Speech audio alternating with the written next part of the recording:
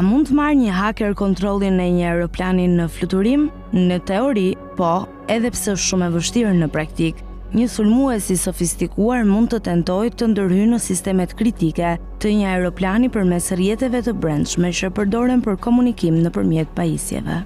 Një nga këto rrjete është MIL-STD 1553, një protokoll i përdorur gjerësisht në avion ushtarak dhe civil për të lidhur sistemet e aviacionit si radarët, kontrollet e fluturimit dhe pajisjet e komunikimit. Ky rrjet është projektuar dekada më parë kur siguria kibernetike nuk ishte prioritet. Përpasoj, është potencialisht i prekshëm ndaj sulmeve që vijnë nga aksesi fizik gjatë mirëmbajtjes, pajisje të komprometuara në zinxhirin e furnizimit, ndërhyrje përmes sistemeve të lidhura me rrjete të jashtme.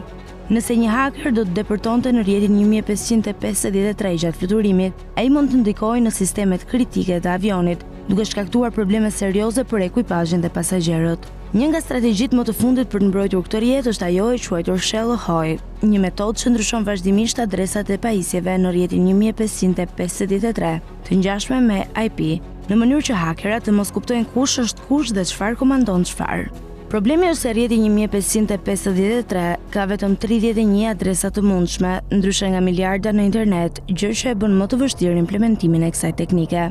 Megjithatë, studiuesit nga laboratorët Sandia në Shtetet e Bashkuara të Amerikës kanë zhvilluar metoda që i ndryshojnë këto adresa në mënyrë të rastësishme dhe fusin të dhënat të rreme në mënyrë që edhe sulmuesit që përdorin inteligjencë artificiale të mos analizojnë dhe mësojnë trafikun e rrjetit.